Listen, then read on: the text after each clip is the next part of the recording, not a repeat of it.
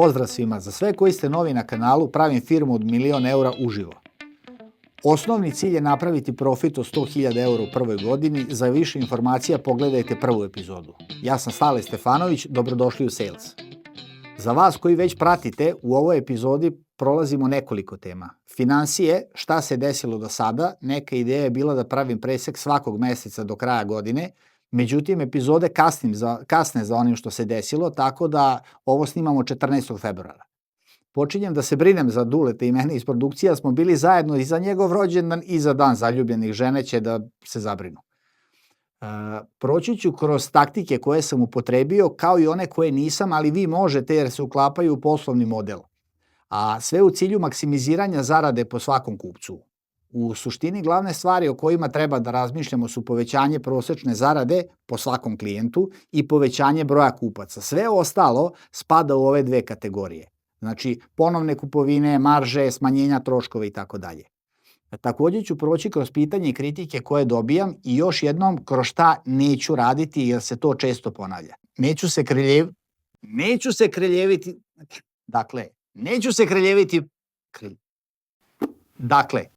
se kreveljiti pred kamerama zarad privlačenja pažnje. Od ovoga ne živim i skoro da mi uopšte nije bitan broj pregleda, više mi Dule dere kožu za produkciju i tako da je ovaj projekat za sad samo trošak. Ali iskustva i saveti, ako pomognu bar jednoj osobi, bit će mi više nego drago. Pred kamerama ću biti isti kao da ste me upoznali bilo gde drugde, neće biti dobar dan dragi gledaoci, pričat ću najnormalnije i biti ja i oko toga nikad neće biti kompromisa. Isti sam ispred kamere kao i uživo. Pored toga sam par puta dobio pitanje zašto neće biti prodaje kurseva, seminara, e-bookova, lansiranja kriptovaluta i drugih gluposti. Kaže, odsecaš sebi potencijalno veliki izvor prihoda. Razlog je sledeći. Većina ljudi koja to radi su youtuberi koji se pretvaraju da su biznismeni. Ja sam biznismen koji se pretvara da je youtuber. Uopšte mi nije potreban taj izvor prihoda i smatram da suštinski smanjuje kredibilitet ako je osnovni cilj da nekim od vas izvučem pare. Proizvodi o kojima pričam će generisati sasvim dobar profit. Ne pljujem nikoga ko se bavi ovim taktikama, to je njihov izbor, njihov poslovni model, a možda i neznanje kako da monetizuju drugačije to što rade, jer prepisuju jednih od drugih modele koji donekle rade. Ali ja neću i odbijam da budem srpski taj lopez ni jedan jedini posto. Sam projekat će imati neke pozitivne posledice, javit će se neko ko hoće da kupi vagu ili kontejner. Dule, molim te ubaci snimak. Sada je petak veče, 8 sati. Imao sam jednu jako zanimljivu situaciju sada. Dođe mi jedan kupac iz Banata da kupi kontejner i paralelno sa njim dođe još jedan momak za kojeg sam mislio da hoće da kupi kontejner. Završim sa prvim kupcem, dogovorimo sve. Dogovorili smo se da mu radimo i neku dodatnu terasu koja će ići ispred od čelične konstrukcije. Ovaj momak sačeka da oni odu i kaže da ne bude da vas nešto lažem, ja sam vaš konkurent u neku ruku, ali sam došao zbog potencijalne saradnje. Saslušam ja šta ima da kaže momak i ispostavi se da on trguje kontejnerima. Znači radi sa drugim dobavljačima, pitam ja kako radiš, šta radiš, na koji način ih prodaješ i tako dalje i on otvori za početak Facebook stranicu i ispostavi se da ima 40.000 članova koje interesuje to što on objavljuje vezano za kontejnere i kaže svaki dan imam po nekoliko upita. Nisam zadovoljan saradnjom sa ljudima sa kojima radim, pa bih voleo da probam sa tobom, pošto sam i ja iz Novog Sada. Jako mu se svideo proizvod kad je video kako i šta radimo. Svidelo mu se to što imam svoje kamione za transport svega toga, imam dozvole za vangabaritni transport i u suštini prednosti u odnosu na ostale i dogovorimo saradnju. Kako će to izgledati u nekom narednom periodu, to ćemo tek videti, a zanimljivo je kako me je našao. Hvala bogovima algoritma koji su nas spojili Elem, ja na svojoj privatnoj Facebook stranici objavljujem linkove sa ovim YouTube snimcima koje kačim da bi moji prijatelji mogli da vide kad sam šta izbacio. Nakon što smo isporučili prvi kontejner, napisao sam to, okačio sam slike i njemu je sam algoritam prepoznao da ja radim kontejnere i ponudio mu je to kao opciju da zaprati. On je momak jedva iščupao sa ivice kamiona, koliko se vidi na samoj slici, naziv firme, našao sajt, nazvao me i ajde da kažem da smo već dogovorili saradnju. To su neke stvari koje će se dešavati i zbog kojih sam, jedna od stvari zbog kojih sam napravio sve ovo, tako da mi je jako drago. Ne znam, možda sam spominjao, javio mi se čovek iz Kine, naš koji živi tamo, i ponudio saradnju da mi pomogne šta god mi treba, da ne moram svaki put da idem tamo ako imam neke potrebe za proverom kvaliteta i bilo čega drugog. Jako mi se sviđa što moj plan radi u tom smislu da se dešavaju neke neplanirane stvari koje, pozitivne naravno, koje ne bi ni izmaštao da sam hteo da se bavim time. Eto, ovo je kratak isečak u 8 uveče, laku noć svima. Ali najvažnija stvar je to što ja učim u ovom procesu, javljaju se ljudi da mi pomognu i daju savete za neke stvari koje nisam znao. Dule, molim te, drugi snimak. Jako zanimljive stvari mi se dešavaju od kad sam počeo da delim ovaj sadržaj na YouTube-u i na društvenim mrežama. Javljaju mi se ljudi sa, ajde da kažem, željom da pomognu i da unaprede ceo proces. U prošloj epizodi čovek mi u komentarima pisao kako da popravimo prozor gde je pukla PVC plastika. Hvala mu puno na tome, rekao sam mu da to nećemo raditi iz razloga što kupcu mora da dolazi sve savršeno, ispravno i novo. Znači, nećemo ništa sakrivati, čisto principijalno. Druga stvar je, nazvao me kum sinoć i rekao mi svašta, da ne koristim sad ružne reči, zašto sam platio Autodan kamiondži koji je došao van radnog vremena, 150 evra. Kaže on, mi u firmi to samo odbijemo tu fakturu. Izlevatili su te ispasi majmun. Čuo sam se sa ljudima koji to rade i dogovorili smo se da se to više nikada neće plaćati. Platio sam školu, šta sad da radim. I treća stvar, javio mi se čovek za jedan projekat da se radi posebno kućica 6x6 sa ceo posao je 15.500 evra, totalno neplanirano nešto što nisam ni razmišljao da ću raditi tako neke stvari. Tako da je ovo sve ispalo super u odnosu na ono šta sam planirao i kako sam se nadao. Ovo je trebao da bude samo, ajde da ga nazovem vlog, kako funkcionišu sve te stvari, a ispostavilo se da ima pozitivnih stvari na koje nisam računao, što je jako lep bonus na sve. E sad, kad sam ja platio Autodan 150 evra i naučio da ne morate ni vi da učite na svojim greškama, učite na mojim. Da pređemo sad na prodaju i povećanje prosečne kupovine. Standardni kontejner 2,4x6 metara u prodaji košta 2000 eura, plus PDV naravno. Međutim, imamo u ponudi veću varijantu od 3x6 metara, ona je 200 eura skuplja. Da napravimo, košta nas svega 50 eura, u izradi je vreme bukvalno isto. Ovo je upsell, skuplja, jača, bolja verzija iste stvari. Skuplja, jače, bolje zvuči kao neki politički slogan, ali nećemo sad o tome. Dakle, ovde je dodatnih 150 eura profita za isti posao. Pokazalo se da ogromna većina kupaca hoće baš ovaj model veći zbog veće površine. Nema ga na tržištu zato što su svi kamioni 2,40 i svi proizvođači prave kontejnere širine 2,40. I za ovo su potrebne posebne dozvole za vangabaritni transport ako hoćete 3 metra, a ja ih imam zato što su vadje širine 3 metra. Pošto kupac ne može da nađe prevoznika za ovo, ja mu ponudim i prevoz i tu zaradimo još 100 eura.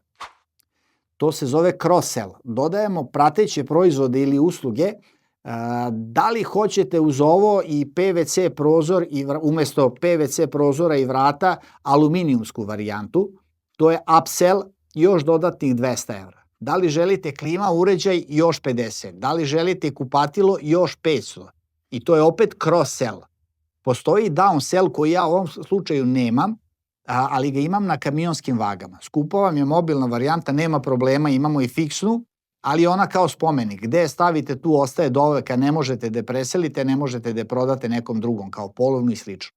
Zaradio sam manje, ali sam ipak nešto zaradio, a konkurent mi nije uzeo tog kupca. Resell je ponovna prodaja istom klijentu, to se retko dešava sa ovim vrstama proizvoda, ali postoji mali procenat kompanija ispod 20% koje kad porastu i otvore novu lokaciju, kupe još jednu vagu jer su bili zadovoljni prethodnom uslugom. Bundle sell bi bila prodaja u paketu. Tako sam počeo da radim kontejnere. Prodajem kamionsku vagu, prodam građevinske radove za temelje vage, jedinu vagarsku kućicu nisam imao. Ako kupite sve u paketu, ostvarit ćete toliki popust. Ovde ima još puno termina sa kojima vas sada neću daviti. Ono o čemu treba da razmišljate je kako od osnovnog modela da dodate još vrednosti za koje će kupac biti više nego srećan da ih dobije, ali i da to adekvatno naplatite. Proći ćemo sad kroz jedan primer koji svi znate, doduše neću navoditi brend, ali će vam odmah biti jasno ko je u pitanju. Dođete na šalter, daćete mi jedan cheeseburger, molim vas. Da li želite možda da probate naš novi proizvod Big Tvrd se zove? Sad je na promociji, ali je svakako duplo skuplji od ovoga što ste hteli prvo da poručite, doduše to vam nikad neće reći. To je upsell, više istog. Da dodamo i pomfrit uz to, mali, srednji ili veliki. Hoćete li neki sos? Sve ovo je cross sell i još nešto drugo što je komplementarno sa ovim prvim što ste u stvari hteli da poručite. Da dodamo i piće pa da napravimo obrok, to je bundle sell, sve zajedno na gomili. To piće ne košta gotovo ništa u nabavci, a ušećerena voda je obična. Vi imate utisak da ste dobro prošli, a oni su napravili veći profit. Win-win za sve. Zato i jesu najuspešniji fast food lanac na svetu. U malo boljim restoranima će vam nuditi salatu, dezerte, skupa vina, to je bar ćete vi misliti da su skupa, ili kraft piva i slično. Došli ste zbog glavnog jela na kojem imaju uglavnom najmanji profit i najviše posla da ga naprave, a kupili ste sve ostalo, da imaju marže i po 500%. Da se vratimo na kontejnere. Recimo da mi treba 1500 eura da napravim sa svim troškovima. Ovaj broj je tu zarad lakše računice, nije ta cifra tačno, ali nije ni bitno sad. Prodajem ga za 2000 eura, profit po jednoj jedinici je 500 eura. Većina će kupiti veći, to je još 150 eura, na prevozu još 100 eura. Neki će uzeti bolju stolariju, neće svi, pa ću računati samo 100 u proseku. Klime neću računati uopšte, kupatilo nek uzme svaki 5 i to je još 100. A da, zaboravio sam izolaciju sa donje strane, još 150, verovatno sam zaboravio još to šta, boje koje se dodatno naplaćuju u panele i tako dalje. Da napravimo presek na godišnjem nivou. Sale početnik u biznisu poruči jedan kontejner, čeka 3 meseca da stigne, rasproda pa kupi novi. To može da uradi 4 puta godišnje. 18 kontejnera puta 4 ture puta 500 eura, ako sve prođe kako treba, a neće, ne pitajte me kako znam, u idealnom scenariju sale početnik će imati profit od 36.000 eura. Daleko od toga da je loša, ali u poređenju sa super saletom je ništa.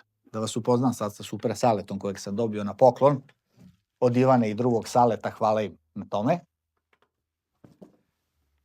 Super sale je poručio svakog meseca po jedan kontejner. Ako ste pažljivo pratili serijal i sećate se početnog uloga od 10.000 eura, u narednih par epizoda ćete vidjeti kako sam zatvorio celu konstrukciju sa tako malo novca. Elem, 18 komada puta 12 tura puta 1100 eura, kad saberemo sve dodatne stvari koje sam naveo, izađe oko 237.600 eura. To je 6,6 puta više za gotovo isti posao. To je više nego duplo od zacrtanog cilja za prvu godinu. Mogu da radim sa svega 42% kapaciteta i opet ću dohvatiti cilj od 100.000 eura profita u prvoj godini. Kao ni salet u početniku, neće sve ići glatko, pogotovo ovim tempom, ali ima mesta za grešku od 50.000 eura bez bilo kakvih problema. Ako se to desi salet u početniku, on je bankrotirao iste godine. Ako ste stigli do ovde, molim vas za like i subscribe zbog algoritma. Dakle, ako išta od svega što sam rekao do sada ili ću reći u budućnosti zapamtite ovo. Nađite način da povećate prosječan profit po kupcu i da povećate broj kupaca. Ali za broj kupaca je tema za potpuno drugu epizodu. Te dve stvari su najvažnija metrika na kojoj treba da radite kad vodite posao. Ti brojevi odlučuju da li ćete postati imperija ili završiti na poslovnom groblju. Većina kompanija jedva zatvara mesec za mesecom.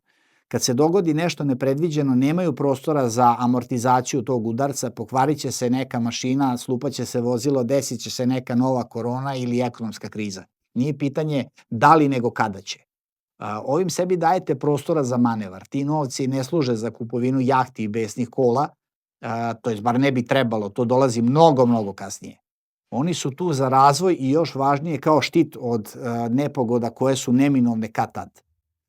I da pređemo na poslednji deo ove epizode, stvarni troškovi i prihodi. Put u Kinu me izašao oko 1500 eura. Može se to završiti dosta jeftinije, ali nisam želeo da spavamo u kokošinjcima, a želeo sam da vidimo i obiđemo što više. Sve, znači povratna karta, put do aerodroma i nazad, hrana, roaming, internet. U ovo ne računam ženu i njen shopping i prokleti člaj iz 3. epizode.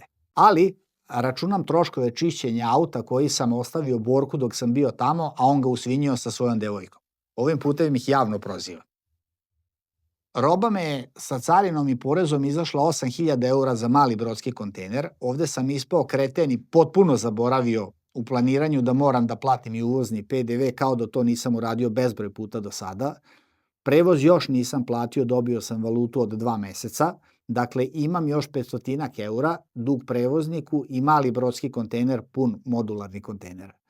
To je bilo tako krajem januara, početkom februara. Vi ćete ovo gledati 18. februara ili kasnije. Do 14. februara, kad ovo snimamo, smo prodali i naplatili 3 kontejnera u vrednosti od oko 7000 eura, tako da je u kasi sad otprilike 7500 eura. Radnici su već počeli da se uhodavaju sa montažom i sve ide značajno brže u odnosu kad smo montirali prvi i nismo znali šta i kako ide.